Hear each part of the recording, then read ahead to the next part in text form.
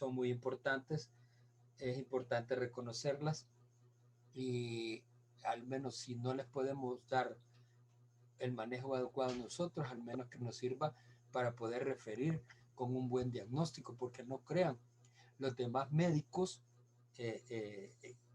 reciben referencias de parte de nosotros y si una referencia no va bien orientada, pues servimos de burla de ellos, ¿verdad?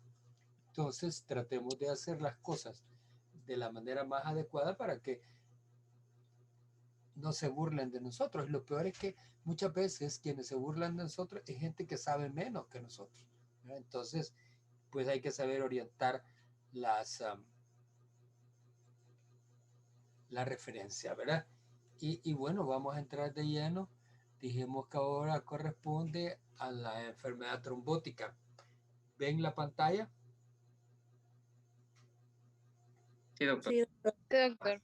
Perfecto.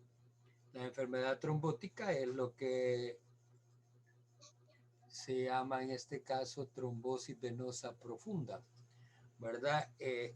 Trombos podemos tener en todas partes en donde corra sangre y donde exista el fenómeno de Virchow, que ya lo mencionamos en la clase anterior, ¿verdad? Como ven ustedes, pues por ahí anda la tríada de Virchow encima de nosotros, ¿verdad? ¿Cambió la diapositiva? Sí, doctor. Sí, doctor. Bueno, hoy le damos con ganas. ¿Qué es la trombosis venosa profunda? Generalmente abreviada como TVP, TVP. ¿Verdad? Los españoles dicen TVP.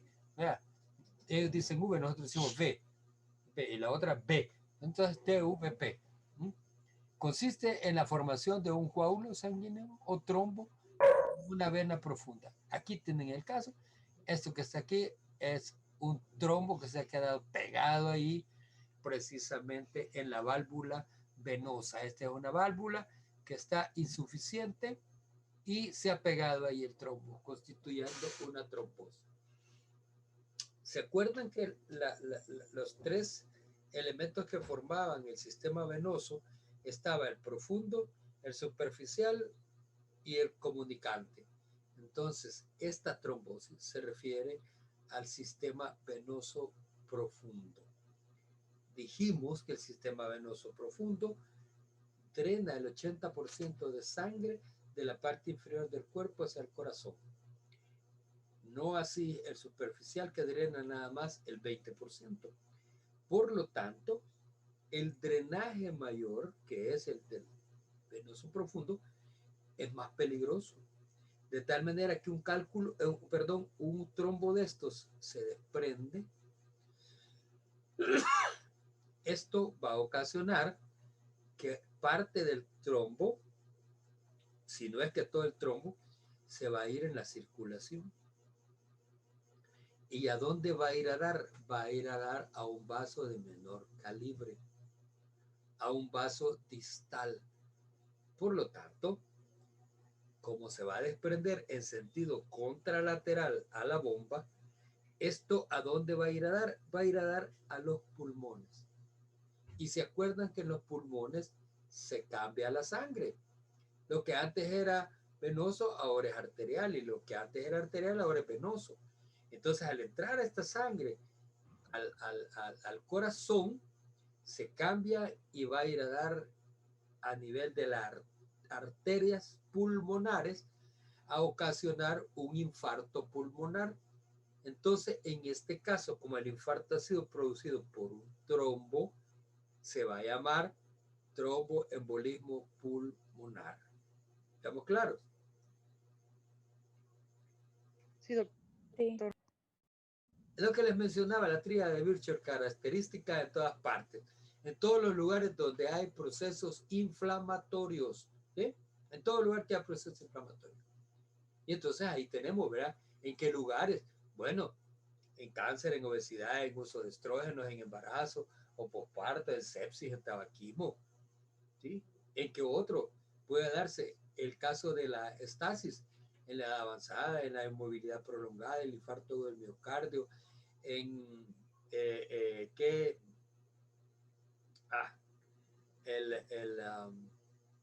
insuficiencia cardíaca, ¿verdad? En lesión espinal, no me acuerdo, pero ahí lo van a encontrar ustedes. El síndrome de hiperviscosidad, policitemia vera, leucocitosis y todo eso, dan procesos de estasis de la sangre.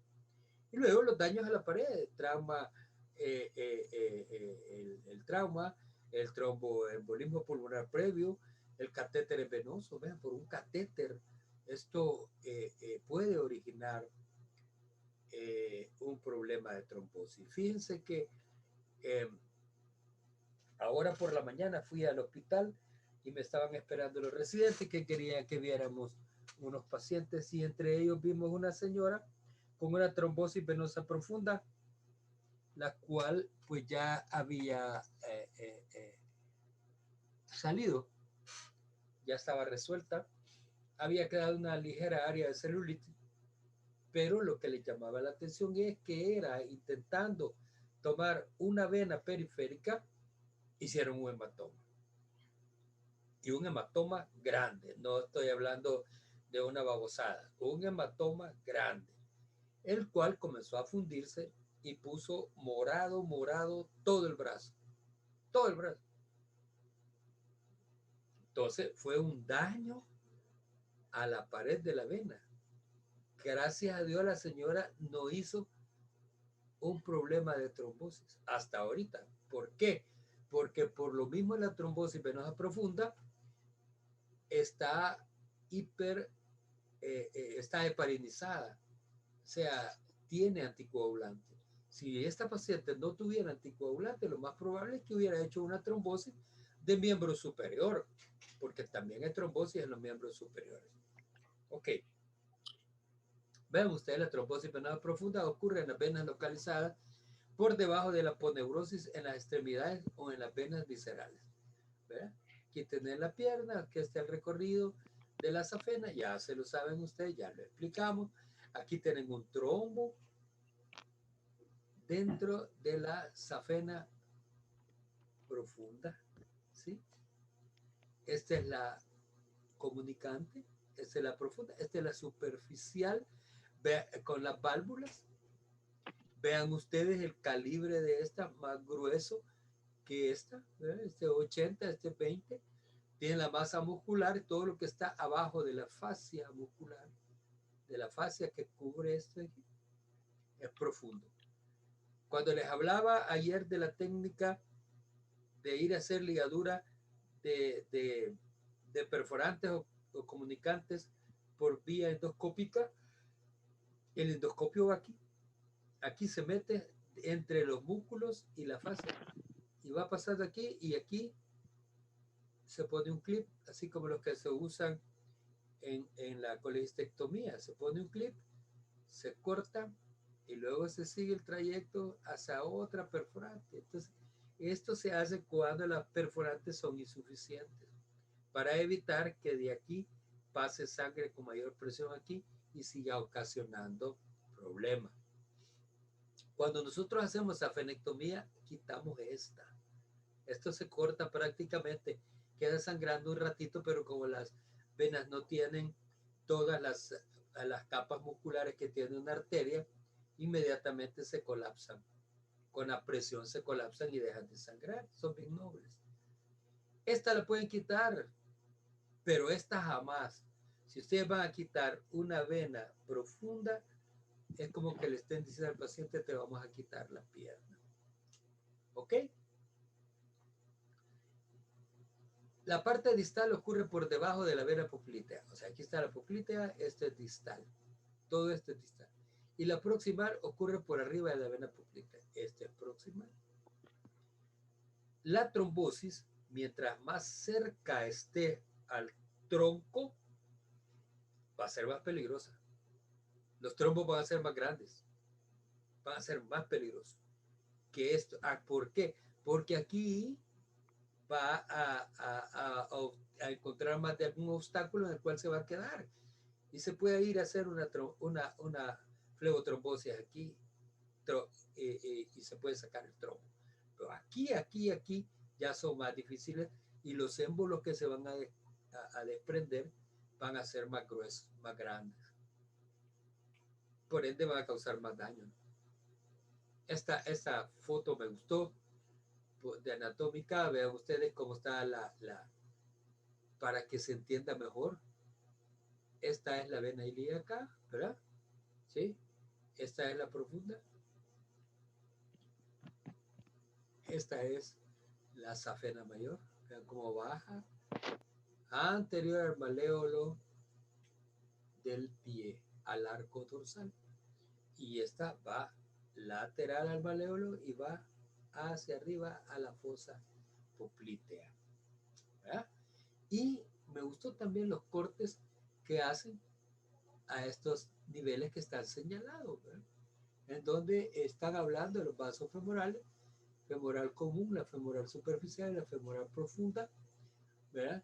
Aquí está la vena safena mayor, que es la que les decía, la vena femoral profunda, que es esta que va aquí, la vena femoral dentro del sistema venoso profundo. No hay que confundir vena femoral profunda con vena safena profunda.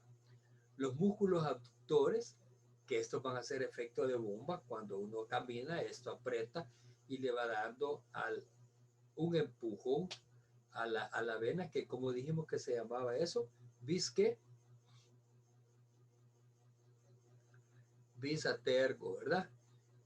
Luego viene la vena poplitea, esta que está aquí, y luego se dividen en las tibiales anterior y posterior, ¿verdad? Y las tibiales posteriores. Esta foto es muy bonita. El sistema venoso perforante conecta el sistema venoso superficial con el sistema venoso profundo, directa o indirectamente. En dirección perpendicular, 3 segmentos suprafacial, intrafacial y subfacial son los que la componen. Tiene válvulas, antiguamente nombradas por epónimos como Hunter, Coquette, Boyd, etc. O sea, dependiendo de la localización en la que estaban, así tenían el nombre de la persona que las había descubierto. ¿Ve? Ahora pues hay una nueva clasificación en la que ya no se utilizan los nombres propios. Entonces ustedes tienen aquí, verán la profunda, la superficial, aquí tiene la perforante. O sea, que perfora todo, perfora músculo, perfora fascia. ¿No? Es una H. ¿Sí? Aquí están las que le estaba mencionando, ¿verdad? La de Hunter, la de Doll, la de Boy, la de Croquet. Vean cómo están divididas estas en la safena menor y en la safena mayor. Aquí tienen las poplitas. Me gusta andar buscando por todos lados de muchas presentaciones porque es inmenso la cantidad de material y hay unas fotos que son bien explicativas y me gustan más que otras. Entonces las cambio, ¿verdad? Este es el ligamento inguinal, ¿verdad? Este es el área genital, ¿verdad? Y entonces usted ve que aquí está la salida de la safena mayor, ¿verdad? Aquí está la fosa oval, sale la safena mayor, safena magna, ¿sí? Safena magna de mayor. Entonces, las trombosis las podemos dividir en trombosis venosa profunda del miembro inferior y trombosis venosa profunda del miembro superior. Imagínense, o sea, cuando yo era niño, como ustedes, en la medicina, por cierto, por supuesto, ¿verdad? No, ya ustedes ya son adolescentes, ya no son niños. Dentro de la carrera, ¿verdad? Porque ya están más rápidos a llegar a la juventud. Entonces, yo no sabía que había trombosis de miembros superiores. Según yo, solo eran los miembros inferiores. Pero ya ven que no, ¿verdad? Entonces vamos a comenzar con la trombosis venosa profunda del miembro inferior. La trombosis venosa profunda aguda es una causa importante de morbilidad y mortalidad en pacientes ingresados, especialmente pacientes quirúrgicos. Miren qué relación más fea la que hacen. Ingresados y quirúrgicos. Tampoco no nos van a estar echando la culpa a nosotros. No nos van a echar la culpa. Echen la culpa a esta, a la tríada estasis penosa, lesión endotelial y el estado de hipercoagulación, propuesta por Virchow en 1856. Sigue siendo cierta. Y esta es la principal productora de trombosis. Aquí tenemos unos trombos en esa vena. Esa vena, aquí están los trombos. Ya vamos a ver las demás características que esto tiene. La trombosis venosa profunda de los miembros inferiores, la consecuencia más temible de la trombosis venosa profunda aguda es la embolia pulmonar. Vean ustedes, aquí comienza ya. La consecuencia más temible. ¿A qué le temo yo esto? A una embolia pulmonar. ¿Por qué? Porque si se le ve el émbolo, al paciente va a ser más difícil y se me puede morir. Aquí está, potencialmente mortal. Las secuelas tardías de la trombosis venosa profunda, insuficiencia venosa crónica, síndrome postrombótico como resultado de la disfunción valvular en presencia de una obstrucción al anus. O sea, las válvulas se siguen dañando. No en este caso las superficiales, sino que las profundas. Un poquito de epidemiología, afecta de 100 a 100.000 personas. Su incidencia aumenta en personas mayores de 65 años de edad. Factores que aumentan la incidencia de padecer trombosis, la neoplasia maligna, el índice de masa corporal elevado, la gestación, la inmovilización prolongada, los tabaquistas o fumadores y la trombosis venosa profunda previas, o sea, a repetición. ¿Eh? Cuando hablamos de neoplasias malignas, estamos diciendo maligno, porque hay neoplasias benignas. ¿Verdad? Entre los tumores, hay tumores malignos y tumores benignos. Hay tumores malignos que por ser malignos matan, y hay tumores benignos que matan porque son muy grandes y ocupan demasiado espacio que no estaba destinado para ellos. Ahí está, lo mismo, y sigo repitiendo, como que estoy metiendo un clavo en una pared de concreto que no quiere entrar. Estasis venosa, estado de hipercoagulación, lesión venosa, TBP. Fíjense que con esto, tema de moda de la pandemia del COVID, por cierto, andaba con toda la esperanza en el hospital de que me pusieran la vacuna, pero no están ahí, están por otro lado. Están con los que están de primera línea del COVID. ¿No? Entonces, veíamos de que la reacción inflamatoria por el organismo para defenderse del daño del virus es un estado de hipercoagulación. Es un estado de hipercoagulación. Es una reacción enorme, enorme del organismo. Entonces, mucha gente acostumbra a anticoagularse, tomar aspirina, ¿sí? Tomar medicamentos que van a evitar que haya una coagulación. Ya vamos a ver más adelante en el manejo de esto, porque ocasiona microtrombosis en el organismo. Y eso lo descubrieron los italianos al principio de la pandemia. Entonces, dentro de la tríada de Bichot, la estasis venosa podría contribuir al proceso por el que la capa de células endoteliales contacta con plaquetas activadas y factores procoagulantes, conduciendo así a la formación de trombos. Estasis venoso, que la sangre se queda estancada, ¿sí? Estancada. ¿Ahí lo tiene? ¿Y por qué se queda estancada? Ya dijimos, por el problema de las válvulas. Se regresa. ¿Sí? Se regresa. Entonces es la primera actriz de este teatro, la estasis. No me voy a poner éxtasis, ¿verdad? Porque eso ya es otra cosa. Es estasis. El estado de hipercoagulación, el factor tisular, es un potente procoagulante expresado en la superficie celular de los leucocitos, así como en la corriente sanguínea en una forma soluble. El estrés fisiológico, como el debido a cirugías o traumatismos importantes, provoca elevaciones de las plaquetas, adhesividad, alteraciones de la cascada de la coagulación, actividad fibrinolítica endógena, y estos se han asociado con un aumento del riesgo de trombosis. Esto que está aquí, donde se basaron los italianos para proponer que la enfermedad producida por el COVID es un estado de hipercoagulación. Aquí tienen hipercoagulabilidad.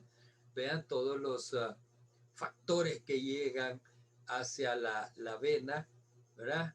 A colonizarla, ahí hay de todo, ¿verdad? Y esto al final forma un coágulo que se convierte en un trombo. Aparte de que puedan haber placas ateromatosas, ¿sí? Que eso va a contribuir a que el trombo se adhiera a la pared de la vena. Y la otra, la lesión venosa. Se ha establecido sin lugar a dudas que la trombosis venosa se produce en venas alejadas del sitio quirúrgico. Por ejemplo, es bien sabido que los pacientes sometidos a un recambio total de cadera desarrollan con frecuencia una trombosis venosa profunda en la extremidad inferior contralateral. Imagínense, o sea, la relación a la que han llegado, ¿verdad? No solamente los pacientes que son sometidos a recambio total de cadera, sino que a mujeres que se les ha hecho un manejo en la zona pélvica, mujeres que se han sido histerectomizadas por vía vaginal o que se han hecho algún procedimiento vaginal, se ha asociado posteriormente 2-3 días desarrollo de trombosis venosa.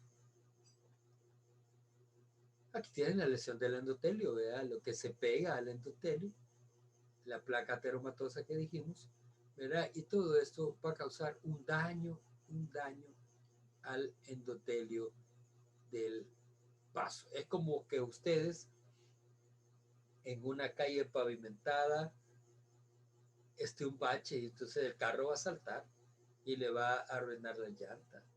O que haya una piedra que sobresalga. Usted se va a golpear en la piedra.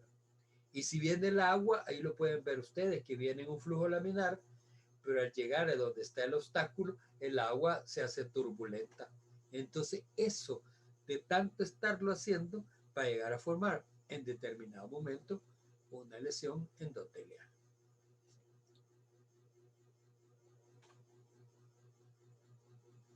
¿Quiénes están en riesgo de padecer trombosis venosa?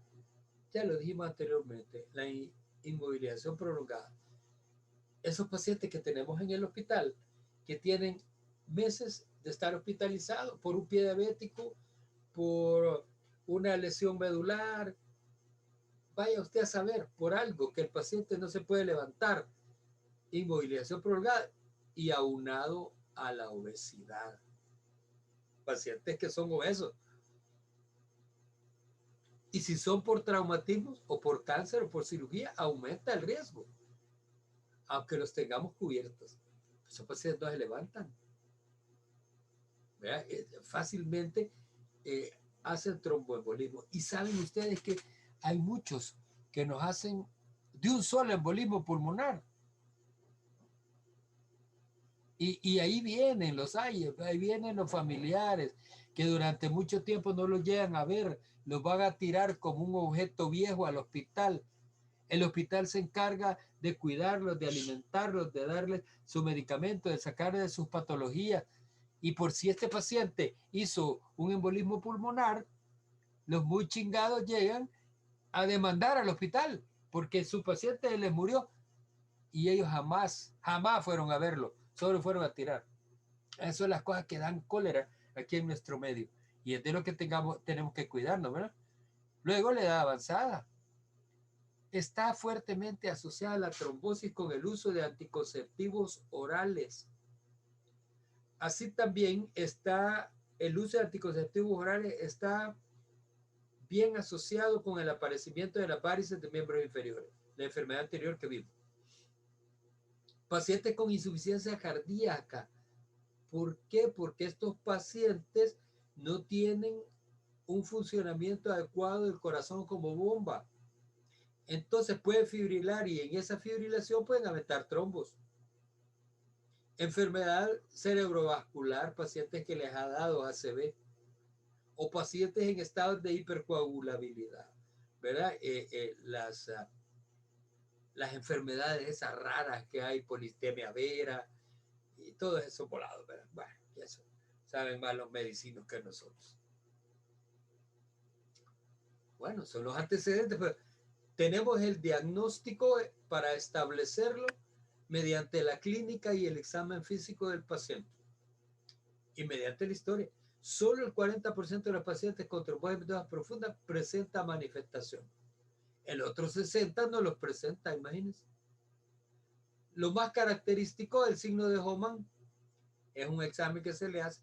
La trombosis venosa profunda del sistema venoso iliofemoral, pierna con tumefacción masiva, edema con fobia, dolor y coloración blanquecina, pierna azul dolorosa, puede aparecer gangrena venosa si el cuadro evoluciona. Un solo chapandongo, ¿eh? Pero el hecho de que ustedes les llegue una paciente o un paciente que va caminando en una posición antálgica, eso quiere decir patojeando.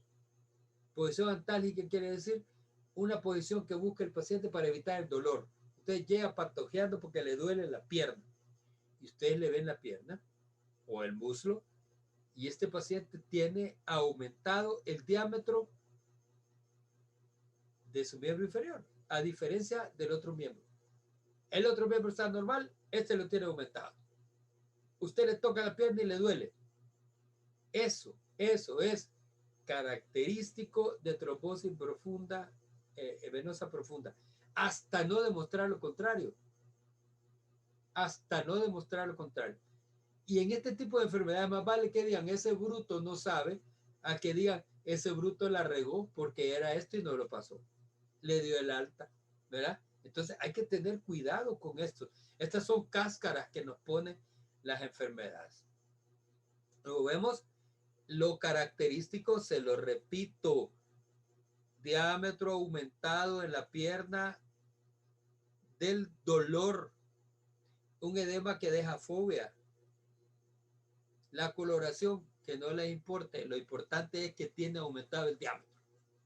Si esta ya está rojiza, pues es una celulitis. Si esta está azul, es una flegmasia cerulea dolens. Y si está blanca, pues es otro tipo de flegmasia, alba dolens se llama. Ahora en la mañana es que uno en el hospital va a rejuvenecerse médicamente. Entre los pacientes que voy a ver una señora con el diámetro de la pierna aumentado, pero no aumentado por una trombosis venosa profunda, sino que por una linfangitis. Y con una grama en la parte proximal del muslo que le llegaba hasta su área vaginal. Digo grama porque parecía una alfombra que le había puesto encima de un material raro que a saber qué era. Se le tomó cultivo, se le tomó biopsia y se está pendiente. Lo más probable es que es un cáncer en el área proximal del muslo que está ocasionando una obstrucción con una linfangitis. Entonces es de estudiarlo. Pero les digo, se rejuvenece uno. Yo nunca había visto ese tipo de lesiones. Había visto elefantiasis producida por filarias y había visto linfangitis como problemas postrombóticos, pero no había visto nunca eso que vi ahora. Lástima que a la foto no la saqué. Sí la tengo porque le tomé foto. Hasta le pedí permiso a la paciente. Ya, se me fue la onda ponérsela, pero les prometo que mañana se las pongo para que la vean.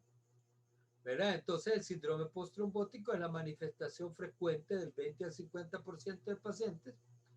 En la clínica, edema crónico, dolor y claudicación venosa y úlcera venosa.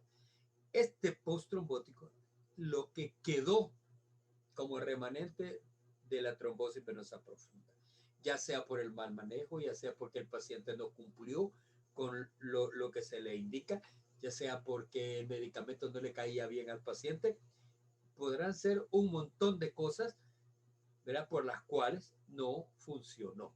Y el tratamiento, medidas de soporte y compresión continua. Vean ustedes, compresión. ¿Se acuerdan de las famosas medias que mencionamos ayer, verdad?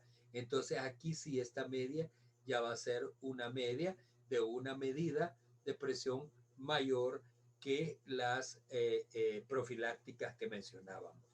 Y aquí ya va a ser una presión de un 20-30, incluso hasta 30-40. Cuadro clínico, aquí lo tienen, aumento del diámetro del miembro. Ese es lo más característico. El dolor, edema y la irritación venosa. Vean, aquí tienen esta paciente, miren cómo se le ve aquí la rodilla, la patela, bien definida. Vemos aquí el borde anterior de la tibia y aquí está borrado. ¿Por qué? Porque hay un edema. Y ustedes tocan con el dedo ahí y les queda la fóvea después de tocarse. Esta es una típica trombosis venosa profunda. Y le examinan y tienen el signo de Omans, tienen el signo de Omans. Es lo que está haciendo aquí el médico, levantando la pierna. Le dicen al paciente que le deje caer la pierna y la agarran en su mano y la levantan. En el momento de que el paciente le moleste y se queje, es un OMA positivo. Pero le estoy hablando de qué? De levantarle el miembro en un, ¿qué? En un porcentaje de unos 15 grados. No van a esperar 30 grados para que el paciente grite. En unos 15 grados el paciente está gritando. Y el olor empujan el pie hacia arriba, hacia adelante del paciente. Y el paciente, pues, al estiramiento de estos músculos, pues va a presentar, va a ser positivo, igual a este. Aquí ven ustedes que el médico está tocando, al paciente le duele. ¿Cómo va a creer que no le va a doler? El músculo. Aquí le duele la inserción del músculo. ¿Verdad? No necesitan libros, solamente estudiar en el paciente. Vean, síndrome postrombótico, lo que quedó después de la trombosis, ¿verdad? Formación de úlceras, manchas, vean ustedes. Nadie quiere dar así, ¿verdad? Nadie quiere dar así. El diagnóstico, estudios de imágenes, pruebas de laboratorio, siempre hay que tomar en cuenta los estudios de imagen, la venografía, se usa medio de contraste, es invasiva, ahí van a meter una aguja, un catéter y van a dejar ir un poco de material de contraste. Y entonces eso puede ser dañino para el paciente. Y han habido pacientes que han llegado a insuficiencia renal porque se les ha metido material de contraste. Es peligrosa, casi no se usa. Antes era el boom para el examen, ahora casi no se usa. La pletismografía de impedancia no es útil en pacientes con trombosis venosa previa. Es masturbarse el cerebro con eso. La ecografía duplex, la prueba de elección para el diagnóstico de trombosis venosa. Estos son los que están de moda. Las ecografías, ¿verdad? La ecografía Doppler, la duplex, la resonancia magnética, ¿verdad? Esto es lo mejor que hay, ¿verdad? Acuérdense que todo es venoso, porque también hay que especificar, porque a la hora de tomar el examen puede hacer la arterial y no les va a servir. Ustedes están buscando venoso. Claro que tiene un mayor costo, ¿verdad? Pero es muy útil para visualizar todo el sistema venoso. Y también pruebas de laboratorio, determinación de fibrina y fibrinógeno, sensibilidad del 90%, 95% y la elevación del dímero D. El dímero D es una sustancia que va dentro de la sangre, dentro del organismo, que en este caso de las trombosis, pues lo vamos a encontrar elevado, como dice ahí. El diagnóstico clínico, estudios de imagen y el dímero D. El clínico ya dijimos, ¿verdad? Le vimos la pierna al paciente, esta tiene una trombosis. Que me demuestre lo contrario, ¿verdad? Y aquí están viendo ustedes un estudio de imagen, ¿verdad? Esta es la vena safena, ¿verdad? La verdad que esto solamente los radiólogos lo saben, nosotros no, pero tenemos que tomarlo en cuenta. El dímero D, cuando supera los 500 nanogramos por ml medidos por ELISA, son técnicas específicas y especiales. ELISA no tiene nada que ver con HIV. El HIV es el producto de una centrifugación por ELISA del suero de pacientes contaminados. La sensibilidad del 98% y la especificidad del 58%. O sea que es sensible. El dímero también se puede elevar en postoperatorio de sepsis, falla cardíaco, congestivo, síndrome paraneoplásico, trombosis arterial, embarazo, enfermedades de la colágena, etc. Por eso es que el dímero D tiene especificidad del 58%. Fíjese que es sensible, lo capta bien, pero no quiere decir que todo paciente que tiene el dímero D aumentado tiene trombosis. No, ¿verdad? Puede tener otra de estas cosas. Bueno, la ecografía venosa, ¿verdad? De gran utilidad. Vean, se pone el transductor encima de los vasos, la arteria femoral, la vena femoral, estamos haciendo énfasis en la vena. Aquí la aplasta, tiene que aplastarla para que la figura salga en el monitor, de lo contrario no sale. Acuérdense que esto es por haces de sonido, ¿verdad? Aquí no hay otra cosa más que sonido. Vean, aquí tienen un estudio completo. Vean, aquí está el especialista está haciendo un examen desde donde emerge, o mejor dicho, hasta donde llega a entrar la safena magna, ¿verdad? Y aquí tienen ustedes la unión safeno-femoral, donde se unen las dos, ¿verdad? Vean ustedes, ahí ven perfectamente la vena, esta es arteria, acuérdense que están pegadas. Muchas veces cuando se va a hacer una arteriografía para un estudio, se introduce un catéter aquí en esta área y con el fin de llevarlo a la vena, pero no va a la vena, sino que va a la arteria. Y entonces van a ver ustedes que cuando sale la sangre de la arteria, sale con chorros que se interrumpen, y es porque la arteria tiene contracciones y dilatación. En cambio, de la vena sale un chorro permanente. ¿Por qué? Porque no tiene pulso. ¿Sabían eso?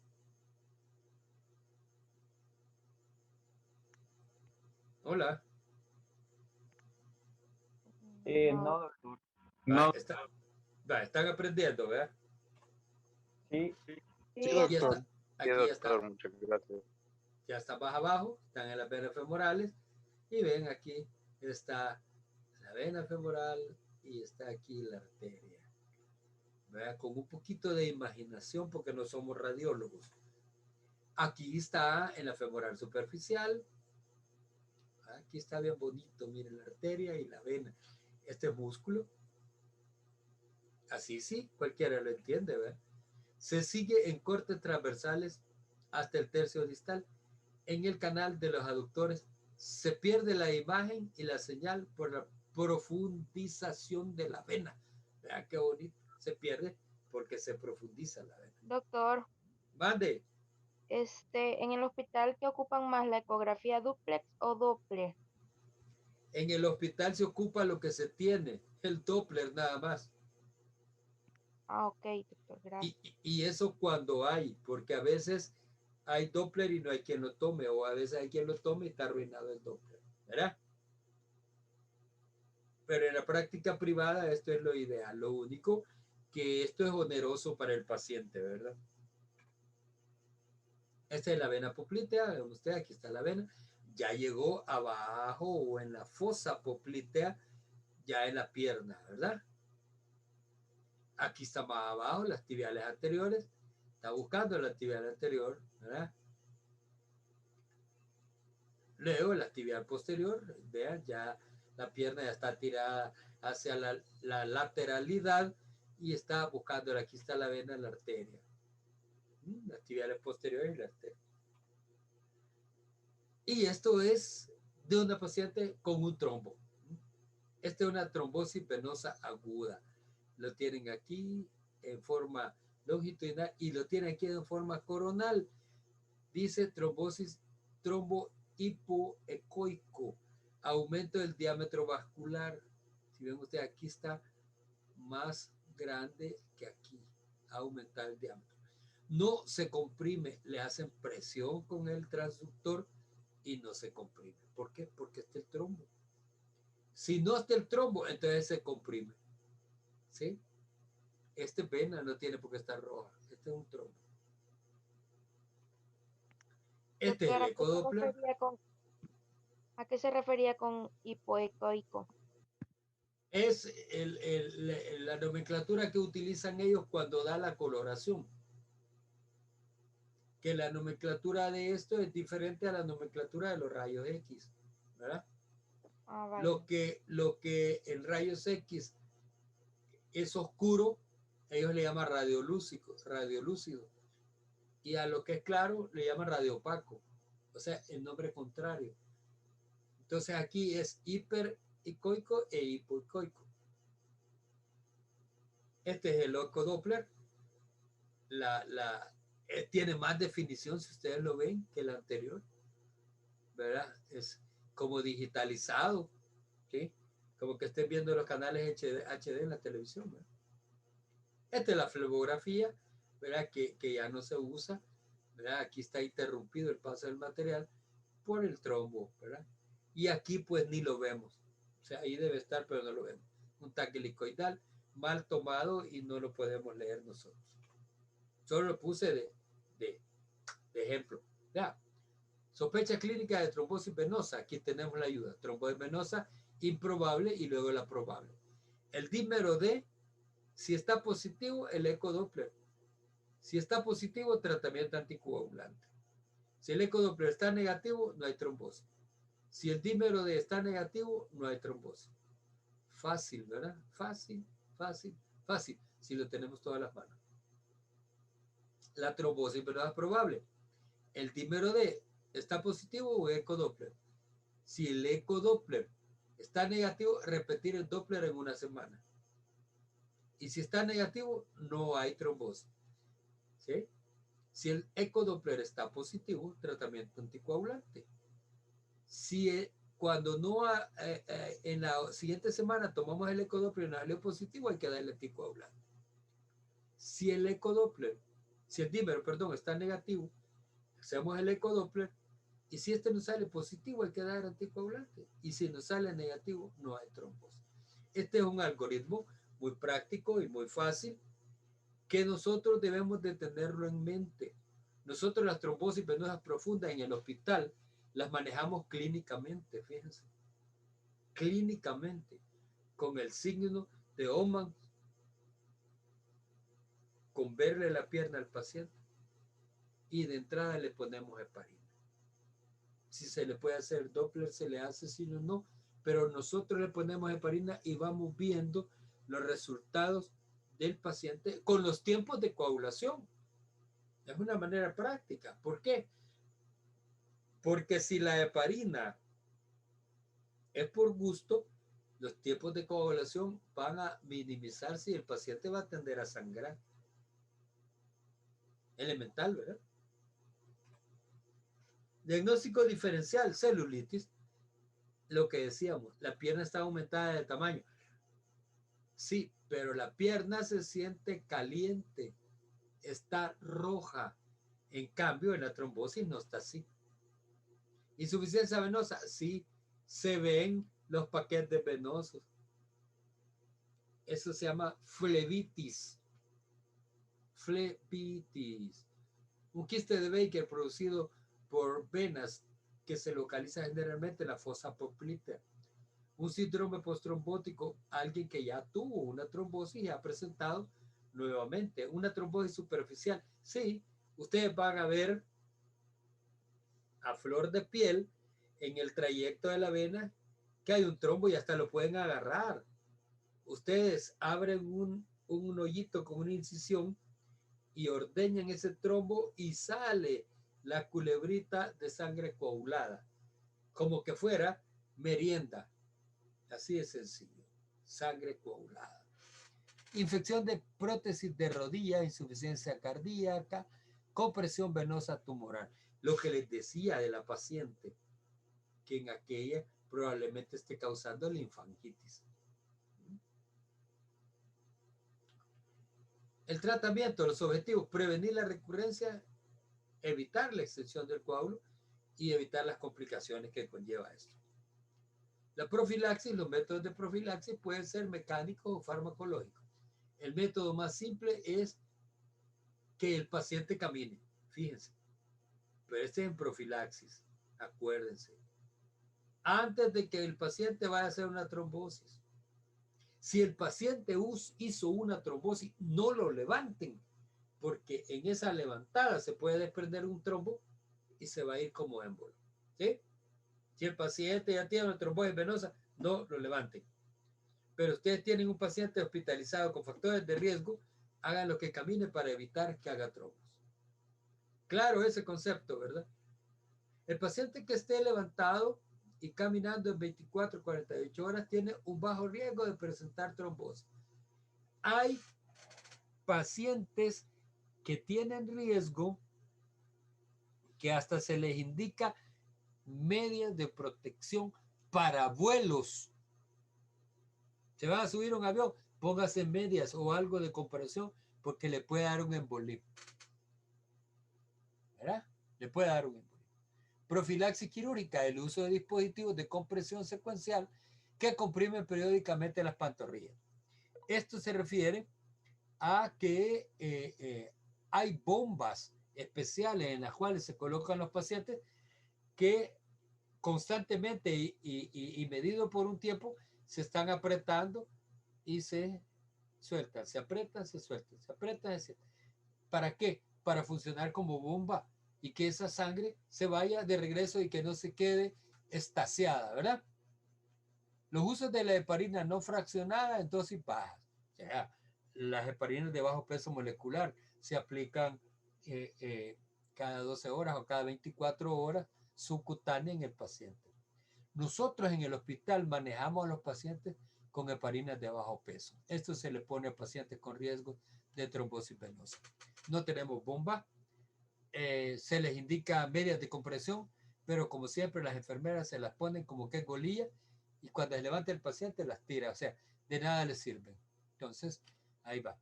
Y luego la fraccionada, ¿verdad? Estas tienen un riesgo de moderado y alto para los pacientes. Hay que ponérsela y se evitan de un montón de problemas. Siempre indiquen a ustedes el paciente con riesgo. El tratamiento, o sea, ya establecido el problema de la trombosis, el tratamiento ha consistido en administrar heparina con el fin de mantener los tiempos en 60-80 segundos, seguido de tratamiento con warfarina hasta lograr un cociente normalizado internacional, que es el INR, de 2.5 a 3. ¿Cómo se hace esto? Llega el paciente y se le pone heparina. Con esa heparina se van tomando los tiempos. Cuando los tiempos se mantienen, al cabo de 3 días, este paciente se le empieza a disminuir la cantidad de heparina y se le agrega warfarina. Eso se llama un traslape de la heparina que es por la vena a la warfarina que es oral. Y se controlan los tiempos. Además de los tiempos, se controla el INR. Este es un dato que lo sacan en el laboratorio. Entonces, cuando el dato está entre 2 y 5.3, es cuando se evalúa la evolución del paciente con el trombo. La heparina no fraccionada se puede dar en otras dosis, pero lo ideal es la heparina endovenosa. Hay que medir los tiempos 6 horas después de que se produzca cualquier cambio en la dosis de heparina. Administración de warfarina comienza el mismo día. O sea, se puede hacer el traslape a los 3, ellos lo hacen al primero, pero nosotros, como no tenemos los medios de control que tienen ellos, lo hacemos al tercer día porque nos basamos nada más en los tiempos. Ellos pueden estar tomando dímero cada día, nosotros no, porque ni lo tenemos. Si se inicia el tratamiento con warfarina sin heparina, existe el riesgo de un estado de hipercoagulación transitoria porque las concentraciones de la proteína C y S descienden antes de que se acaben los otros factores dependientes de la vitamina K. Acuérdense de la cascada de la coagulación, aquellas que veíamos por allá en fisiología, ¿verdad? Que ya se nos olvidaron, que nos daban cólera, que no queríamos estudiar, que nos quebraban porque no la sabíamos. Estas babosadas son las que influyen aquí. La duración recomendada del tratamiento anticoagulante sigue cambiando. En la mayoría de los casos se propone un periodo mínimo de 3 meses, la tasa de recidivas en la misma con 3 meses de tratamiento con warfarina que con 6 meses. O sea, nosotros el paciente lo dejamos más o menos entre 4 y 6 meses con warfarina. También hay trombolisis. Beneficio: la preservación de la función valvular con la consiguiente sensibilidad más reducida de desarrollar insuficiencia venosa crónica. Acuérdense del posttrombótico. La reconstrucción endovascular elimina la necesidad de liberaciones quirúrgicas y se ha utilizado con éxito. Se lleva a cabo una recanalización de la vena ilíaca ocluida por técnicas endovasculares. Estas son peligrosas porque son invasivas. Se realiza la dilatación con balón de la lesión y se coloca una endoprótesis vascular en el segmento dilatado. Se han obtenido unos resultados excelentes y así se evita la cirugía abierta. Entonces, ¿cómo lo hacen? Se van en la parte distal del miembro inferior, canalizan la vena y por ahí meten un catéter. Generalmente son catéteres de Fogarty que tienen un balón en la punta. Entonces lo meten y cuando han pasado el área del trombo, lo inflan y lo guiñan y así se traen el trombo. Y en el área donde está la vena dilatada, ponen un stent igual al stent que se pone en los puentes coronarios.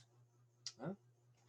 Estas son metodologías que tampoco nosotros las tenemos y que ni el Rosales las hace. O sea, estamos en pañales en eso. El área de cirugía vascular es bastante escasa en nuestro medio y se realizan más en forma privada, como quien dice, el que tiene. ¿Verdad? El que no tiene, pues ahí sigue con la bendición de Dios. ¿Ah? También el miembro superior, ven ustedes, es mucho menos frecuente. Representa cerca del 5% de todas las trombosis. Una técnica aparte de todos los pacientes con esta trombosis presentan una embolia pulmonar y habitualmente se presentan trombosis de la vena axilar o la subclavia. ¿Sí? De esta área de aquí en donde se hacen muchos tratamientos. Ustedes lo van a ver en el hospital, la toma de venas centrales. Se tiene la mala costumbre de que se le manda a tomar una vena al residente de primer año, cuando la debería tomar el de tercer año mínimo, ¿verdad? O el jefe residente. Pero como es un hospital escuela, y así van, ¿verdad? Nosotros en nuestro adiestramiento éramos iguales. Había un compañero que le decían Condorman, porque supuestamente andaba un sope aquí en el hombro, que todo paciente que le tomaba una subclavia lo mataba. Ahí viene Condorman, diciendo. Era un asesino el baboso. Igual la clasificación primaria y secundaria, ¿verdad? Causa síndrome de Pachet-Shorter, la trombosis venosa idiopática, y la secundaria causada por catéteres venosos centrales permanentes, por marcapasos, trombofilia y neoplasias malignas. Esta es otra cuestión. Acuérdense que los cables del marcapaso van metidos en la subclavia hasta la cámara cardíaca. Aquí tienen el síndrome de Pachet-Schwerter. No me estén jodiendo porque no soy alemán. Aquí viene la subclavia y aquí esta se aplasta, miren, entre la subclavia, entre la clavícula, perdón, y el escaleno. Entonces esto aprieta y esto puede ocasionar un trombo, ¿verdad? Con una radiografía simple se puede diagnosticar, no sé, nunca lo he visto. Tratamiento trombolisis inicial seguida de resección de la primera costilla. Van a quitar esta parte aquí de la costilla o en algunos casos lo que hacen es aquí abren esta parte de aquí para que pueda haber una liberación de esto sin tocar la costilla. La clavícula no la pueden quitar ni el escaleno, ¿verdad? Que quede claro. Este otro dibujo bonito, ¿verdad? Uno lo manda a tomar venas centrales, lo que les decía. Esta es la vena subclavia, ¿verdad? Ahí sí les está diciendo, justamente debajo de la clavícula. O se puede tomar la yugular, que es esta de aquí, ¿verdad? Esta la toman más los anestesiólogos, esta los cirujanos. Y entonces se inserta el catéter y el catéter viene a dar aquí, ¿no? Al ventrículo derecho, ¿verdad? Y ahí se clava con unos ganchitos que tiene. Entonces, ¿qué es lo que pasa? Que esta parte del catéter de aquí se une y se coloca el marcapaso aquí, el cual se gradúa con la potencialidad que le va a aventar al corazón para que éste se mueva. Pero cuando lo hacemos para inyectar medicamentos o todo, no, eso no tiene gancho, solo se mete y de ahí se saca y esto. Están las arterias yugulares, está la vena yugular. La arteria innominada está por aquí.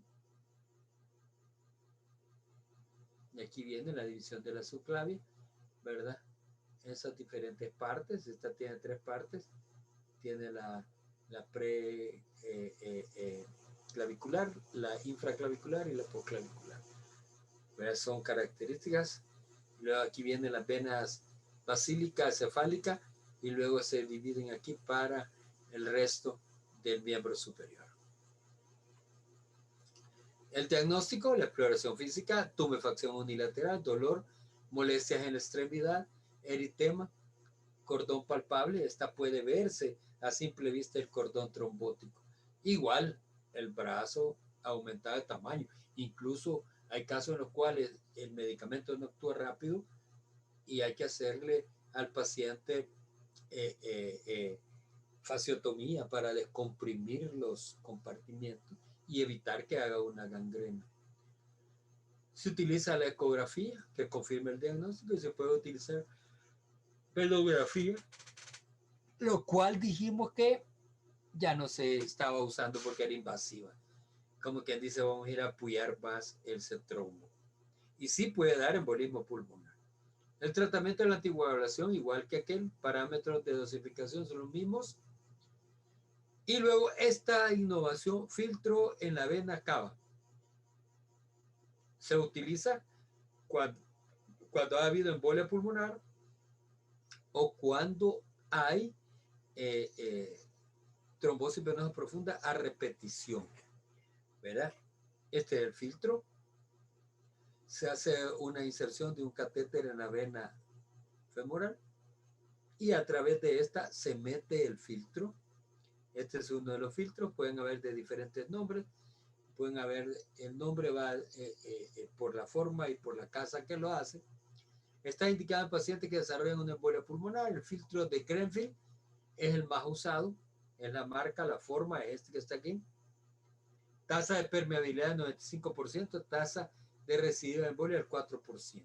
Y ustedes ven aquí, lo que está haciendo es impedir de que el trombo se vaya hacia arriba. Aquí está colocado el filtro. Estas patillas se traban en las paredes de la vena. Igual se pueden extraer, ¿verdad? Este es el caso del extraíble. El de Grenfell, como tiene patas, es bien difícil extraer.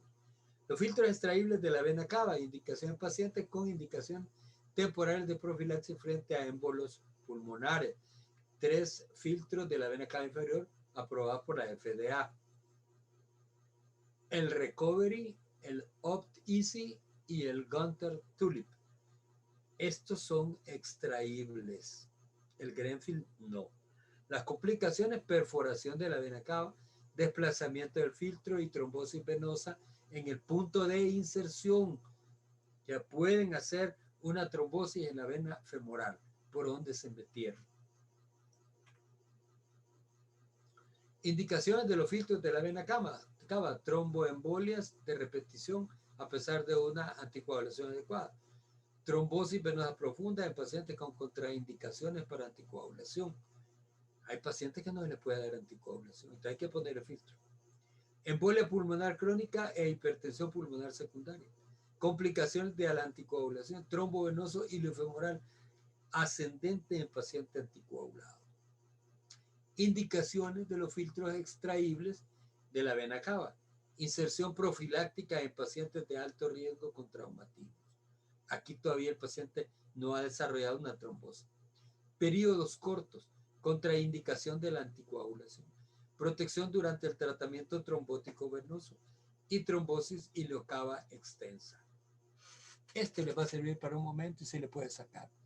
Este no. Y este es permanente. Tromboflebitis superficial, trastorno frecuente en pacientes ingresados, suele estar causado por un catéter. Los lugares de venopunción. Aquí está el trombo.